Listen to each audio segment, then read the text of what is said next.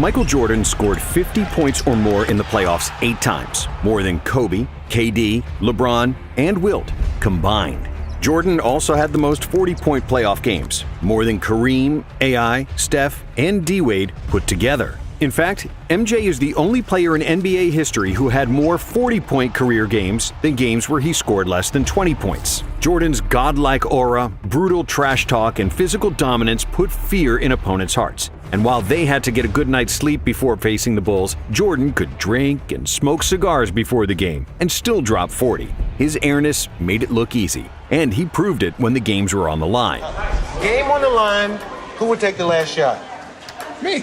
28 times Jordan scored the game-winning shot, including 7 game winners in the playoffs. And MJ wasn't just a scorer. He had the most first-team All-Defense selections ever with 9. He's the all-time blocks leader by a guard and has the most seasons with over 200 steals, with 6. In 1989, when the Bulls lost their starting point guard, Coach Doug Collins made Jordan play the point, and he notched 10 triple-doubles in 11 games, averaging 30 points, 11 assists, and 9.5 rebounds per game. Between 1991 and 1996, MJ played 13 consecutive playoff series where he averaged more than 30 points per game, retiring with 6 rings, 5 MVPs, and a 6-0 record in the final. But despite his seemingly invincible legacy, Jordan did have some weaknesses. MJ led the NBA in field goal attempts 9 times during his 13 years in Chicago, and he was a bit of a ball hog, especially in his early career. Jordan also had some bad playoff games, and he certainly wasn't the most pleasant teammate. So, how good was Michael Jordan actually? And is he really the GOAT? To answer that, we'll start with his genetics and God-given talent. Michael Jordan was supposed to be short. Nobody in his family was taller than 5'9", and as a high school sophomore, Michael was famously cut from his varsity basketball team because he was only 5'11". It sounds sad, but it's true. However, the Jordans were blessed with supreme athleticism. Just look at Michael's older brother Larry, who could dunk at 5'8". So, when an unexpected growth spurt pushed Michael to 6'6", he became unstoppable. By the end of his high school career, Jordan was averaging 27 points, 12 rebounds, and 6 assists. But despite his unreal speed and athleticism, young MJ was still an unpolished gem because he really only played 2 years of high school basketball. As a freshman at UNC, MJ averaged a modest 13 points, 4 rebounds, and 2 assists per game. He was the 3rd leading scorer on the team behind James Worthy and Sam Perkins, and his fundamentals, ball handling, and confidence weren't yet at a super high level. But all that changed in the 1982 NCAA Finals, when Michael hit a game-winning shot against Patrick Ewing, winning the national championship. 18. Shot. Jordan. North Carolina has won the 1982 NCAA championship. Jordan said this was the biggest turning point of his career, because after that, his confidence was through the roof. That turned my name from Mike to Michael Jordan. It gave me the confidence that I needed to start to excel at the game of basketball. In the next 2 seasons, Jordan continued his basketball education under Dean Smith and became a complete player. He averaged 20 points per game, was a consensus first-team All-American, and as a junior in 1984, he was named Collegiate Player of the Year. But based on his college career alone, it was hard to predict that Jordan would reach the pinnacle of the NBA. After all, many great players who came before Michael had far better college careers, including Kareem, Magic, Bird, Bill Walton, Bill Russell, Oscar Robertson, David Thompson, Pete Maravich, and a few others. Because of his relatively modest numbers in college, and because the 80s were the era of the big men, Jordan was selected 3rd in the 1984 NBA draft, behind centers Hakeem Olajuwon and Sam Bowie. He's only 6'6", so how much can he really do? We wish he were 7'1", but he isn't. However, it took just 2 practices for the Bulls coach to call the general manager and say, "You didn't mess up the draft this time." For the first day in practice, my mentality was, whoever is the team leader on that team, I'm going after him. And I'm not going to do it with my voice because I had no voice. I have to do it with the way that I play. When the season started, it took Jordan only 3 games to score over 30 and 9 games to eclipse 40. By the end of the first month, it was obvious that Jordan was supposed to be the first overall pick. While Olajuwon looked like a star, Jordan was more like a supernova because there was nobody in the league faster than him. It seemed almost unfair how he blew past opponents with just a single step who had no answer for his drives to the basket. On top of his speed, Jordan was also the most athletic player in the NBA, with an unmatched vertical jump and hang time. When he drove to the cup, it looked like he was a fighter jet, and his quickness served as a runway for his vertical takeoff. When MJ raised up for a jump shot, it seemed like nobody was ever guarding him, because the laws of gravity didn't seem to apply to Michael. Defenders could jump at the same time, but as they would inevitably fall down, Jordan would continue to float in the air and shoot completely unbothered. How's the transition been from college to the NBA? Well, I think it's been pretty easy. Thanks to his high-flying feats and insane dunks, Jordan quickly became the most popular player in the NBA. So it only made sense that in 1986, he got voted to the All-Star game, despite playing just 3 games up to that point due to an ankle injury. And that same year, in the playoffs, he set a playoff scoring record with 63 points against Boston. But it was an incredible playoff performance. I've never seen it before, and I had never seen it after. That wasn't Michael Jordan out there. It was God disguised as Michael Jordan. As if MJ wasn't doing enough already, in 1987, MJ led the NBA in scoring with 37 points per game, which was and remains the 5th best scoring output ever, behind only Wilt's insane scoring feats of the early 1960s. I just want the franchise and Chicago Bulls to be respected as a team. It's very hard for something like that to happen, but it's not impossible. Meanwhile, Jordan was miserable. Despite all the fame and individual accolades, he was always losing. In his first 3 seasons, MJ only won 1 playoff game, despite being the best player in the league. But after the Bulls GM Jerry Krause drafted Horace Grant and Scottie Pippen, his life would change forever. In 1988, MJ averaged 35 points on 54% shooting, with 6 rebounds and 6 assists, winning his first career MVP. Because he also led the NBA in steals with 3.2 plus 1.6 blocks per game, Jordan won the Defensive Player of the Year. And he is still one of only 5 players ever to win Defensive Player of the Year and MVP. And after the 1988 dunk contest against Dominique Wilkins, which is considered by many to be the best of all time, some people already started calling him the best player they have ever seen. That's got to be a 50. But none of that mattered, because the most important thing to Jordan was winning. And now with Pippen and Grant on the team, the Bulls had their first 50-win season since 1974. Chicago then finally advanced in the playoffs, winning the first round over the Cavaliers, with MJ averaging an insane 45 points per game. However, in the second round, a more experienced Pistons team defeated the Bulls pretty easily, 4-1. It was proof that individual greatness doesn't translate to playoff wins, a lesson Jordan had yet to learn. But that didn't make him any less entertaining to watch. In the 1989 season, Jordan hit his first legendary shot in the NBA, simply known as the shot. A shot on Elo. Good! The Bulls win it! They win it! Set the Cleveland Cavaliers! In the second round, the Bulls got past the Knicks, but they again fell victim to the Pistons, who bullied Jordan with their physicality. And in 1990, it was more of the same. MJ led the NBA in scoring and steals. He was super efficient, but the team couldn't get over the hump and get past the Detroit Pistons for a 3rd consecutive year. In his first 6 years in the league, MJ had won 5 playoff series and lost 6, with an overall playoff record of 25 wins and 29 losses. So after that 3rd loss to the Pistons, the media started doubting Jordan, questioning his ability to play team basketball, and wondering if he was only concerned about himself and his numbers. And in a way, they were right. In the 80s, he was often trying to score out of double or even triple teams, ignoring his wide-open teammates. In 1989, he was a capable passer, averaging a career-high 8 dimes per game, but Jordan always looked to score first and pass second. And he wasn't like Magic, Jokic, or Doncic, who manipulate defenses with their eyes and fake defenders into wrong coverages. Jordan's passing was more reactive. He got rid of the ball only when he saw that somebody was wide open. And since Jordan was like a black hole that sucked all the defensive attention, when he did opt to pass, it was usually for an easy dunk.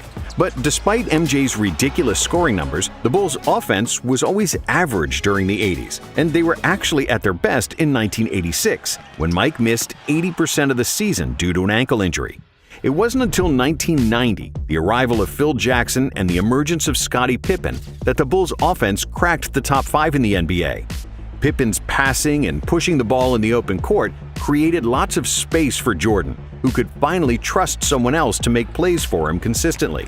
But Pippen's value was maybe even more pronounced on the defensive end. With an enormous wingspan, agility, and a motor to cover multiple players on one possession, Scottie was just what Michael was missing. Pip's presence allowed Michael to play free safety on defense, jump into passing lanes for steals, and he didn't need to waste his energy guarding the best opposing player, because Scottie usually did that. And after agonizing defeats against the Pistons, MJ decided to bulk up, which was unprecedented at the time. Players didn't spend much time in the gym, and if you look at all the players in the 80s, they looked lean, but hardly anyone was super muscular. So when MJ returned for the 1991 season, he was still super quick, athletic, and could contort his body in the air like no one else. But this time around, he was also much stronger, which allowed him to absorb contact better and bully smaller players with his size. What also helped Michael was the arrival of coaches Phil Jackson and Tex Winter, who instituted the triangle offense, which was based on cutting in open spaces and playmaking out of the post. If executed properly, the triangle was believed to be the most optimal offense to optimize spacing. MJ didn't have to bring up the ball all the time and force his shots, and he was receiving the ball closer to the basket, where he'd bully smaller defenders and dominate like never before. Even though Jordan was phenomenal from the moment he stepped into the NBA, in 1991, he was at his best, and he won his second MVP award. The 91 Bulls had the best offense in the NBA, and they crushed the opposition in the Eastern Conference. They swept the Knicks, beat the 76ers in 5, and then finally got their revenge against the Pistons. This time, it wasn't even close, as Detroit was on the decline after 3 straight NBA Finals trips, while the Bulls were ascending. MJ swept Isaiah and the Pistons, who famously left before the final buzzer of Game 4, refusing to shake the Bulls' hands. We finally got over the hump of the loser's mentality. We were starting to become a winning franchise. And, the sky was the limit. But in the NBA Finals, another legend awaited, Magic Johnson. And it seemed like the 5-time NBA champion still had the upper hand when the Lakers defeated the Bulls at home in Game 1. That is, until Phil Jackson made the adjustment to have Pippen guard Magic, which turned the series around. And in Game 2, Jordan dazzled the world with another iconic move, switching hands mid-air to score an acrobatic layup. Oh, a spectacular move by Michael Jordan! The Bulls won the next 4 games, and at last, the championship. Jordan's hunger for an NBA ring was finally satisfied. Throughout the playoffs, MJ averaged 31 points, 8.5 assists, 6.5 rebounds, 2.5 steals, and 1.5 blocks, shooting a career-high 56% from the field. Jordan is the most talented player in the NBA, by far. And the 1992 season was a continuation of peak form for Jordan and the Bulls. Another scoring title with super efficient shooting, first-team All-Defense, and another MVP for his airness. The Bulls once again had the best offense in the NBA and won a franchise record 67 games. Chicago reached the finals against the Trailblazers, and the media pushed the narrative that Clyde Drexler was better than Jordan, because Jordan is not a good outside shooter. So MJ responded by nailing 6 threes and 35 points in the first half of Game 1, which was a finals record for both threes and points and a half, in what will forever be remembered as the Shrug Game. And even though Portland tied the series at 2 apiece, the Bulls were just too good, and they won the series in 6, with MJ averaging 36 points in the finals. After the second finals and the Dream Team experience in Barcelona, Pippen and Jordan came into the 93 season with an empty tank. The Bulls weren't as dominant in the regular season. But even though he was tired, MJ still led the NBA in scoring, which was his 7th scoring title in a row. And he also led the league in steals.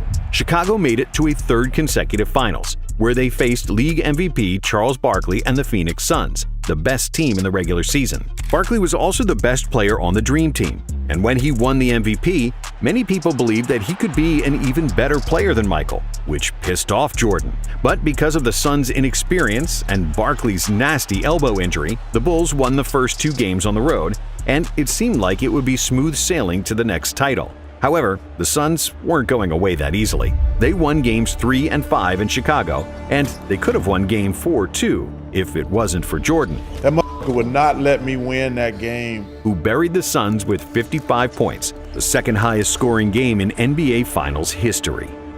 And Michael just outplayed me. That was probably the first time in my life I felt like there was a better basketball player in the world than me, to be honest with you. After 5 games, it was 3-2 for the Bulls, but the remaining 2 games were to be played in Arizona. In Game 6, the Suns had the lead throughout the fourth quarter, but Jordan kept the Bulls in the game, and everybody expected Jordan to take the final shot to tie the game.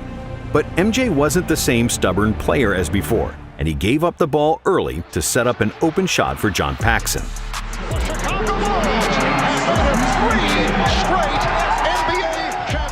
That was it. A three-peat, and MJ's legacy was set. Jordan finished the '93 finals with averages of 41, 8, and 6 on 51% shooting and 40% from 3. And this wasn't even his best playoff series statistically. MJ was on the top of his game, and his basketball IQ, winning mentality, and physical dominance all synced in perfect harmony. Jordan showed his otherworldly ability to beat an opponent one-on-one, separate double teams, attack the rim, but also to find open teammates. If we compare the 1993 Jordan to his early NBA years, the growth was evident. When it was needed, he was pressing full court defensively. When nobody could score, he recognized it and carried the Bulls. And when he got doubled, he gave up the ball without trying to be a hero. In terms of basketball skills, Jordan was physically a much stronger player who became a master of footwork and post-up game. When he reached the desired position with his back to the basket, he'd turn and stay in the air for what felt like an hour longer than his opponent, only to hit a patented turnaround jumper clean as a whistle. The memories of anyone doubting him were long forgotten. Everybody knew he was the best player alive, and many believed after that three-peat he was already the best of all time. My love for this game is strong. I'm going to be here as long as my love is strong, Jordan told reporters after the finals in a champagne-soaked locker room. However, just 1 month later, his father was killed, and Jordan retired from basketball for a year and a half. The love for basketball was put on hold. I had him for 32 years, and he taught me a lot in 32 years. You know how many kids get that opportunity? Very few. In today's society, get the chance to spend that much time with their parents and get that type of influence. 18 months and a stint in minor league baseball later, and the itch for the game became too strong. So Jordan released arguably the most famous 2-word press release of all time. It came in a 2-word statement which is now just begging to have a Nike campaign built around it. Quote unquote, "I'm back." And it didn't take Jordan too much time to show that he was still the god of basketball. In just the 5th game after his return, he poured in 55 points against the Knicks in the infamous double nickel game. But overall, MJ struggled with his shot, shooting a career-low 41% from the field. And it turned out that playing baseball for a year and a half took a bite out of his greatness. Even the best players need to practice. And in the second round of the playoffs against Orlando, things didn't go according to plan. Even though Michael averaged 31 points on 48% shooting, the Bulls weren't as strong inside. Horace Grant, who used to be their starting power forward, was now playing for Orlando. And together with a young Shaq, the Magic simply outmuscled the Bulls in the paint. Many people will say the Bulls lost in '95 because Jordan wasn't in peak form after his baseball hiatus. And there is some truth to that. But Jordan actually averaged his usual numbers. Really, basketball is just a team sport, and they lost because Orlando was much bigger and deeper than them. Thankfully, the Bulls management knew that too. Last week, the Bulls announced the acquisition of a player many people consider the most controversial basketball star in the NBA. They added Dennis Rodman to the team, the best rebounder of all time, and one of the fiercest defensive players ever. I don't care. Whatever. What's up? A year before, they also added Steve Kerr, the most accurate three-point shooter ever. And together with a defensive dog, Ron Harper, and Tony Kukoc, who was the most versatile power forward in the NBA, MJ had the best supporting cast in the league. In the 1996 season, the Bulls were so good that they became only the second team in NBA history to lead the NBA in offensive and defensive rating. And their plus 13.4 net rating is still the best ever. Their 72-10 record was the best of all time, and, of course, Jordan won an MVP, averaging 36-4. As for the playoffs, there was no stopping the Bulls. Only the Sonics in the finals showed any kind of resistance, and Gary Payton was the first defender to have slowed down Michael. But he couldn't beat him, and Chicago won their 4th title, with Michael crying his guts out in the locker room because it was the first championship he won without his father. I know he's watching. This is for Daddy. I'm very happy for him. He's a voice of reason that always drove and challenged me. That's the type of father I have. Like a friend? Yeah, like a friend. And when the 1997 season started, the Bulls continued to rule the NBA. With 4 Hall of Famers, the most accurate three-point shooter of all time, and other excellent role players, no team could match up with Chicago. Running the triangle like a well-oiled machine, the Bulls dominated the regular season with 69 wins, and getting to the finals seemed like a walk in the park, as they only lost 2 games in 3 playoff series. But in the finals, it wasn't that easy, because they played the formidable duo of Stockton and Malone and the Utah Jazz. This series would be remembered by the infamous flu game, where Jordan suffered from food poisoning and had a fever before the pivotal Game 5 when the series was tied. But Jordan played through the illness and managed to squeeze every atom of strength to score 38 points, and the Bulls won, 90-88. In Game 6, Jordan trusted Steve Kerr with the final shot, and Kerr hit a jumper for the win in the final seconds.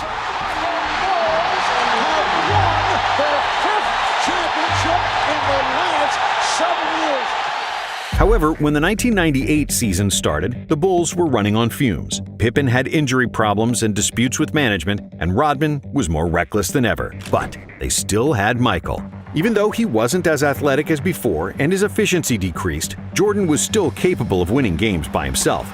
The Bulls finished with 62 wins despite Pippen missing half the season, and that's why Jordan was named NBA MVP for the 5th time. In the playoffs, the Bulls survived the Indiana Pacers in the Eastern Finals, winning Game 7 by 5 points.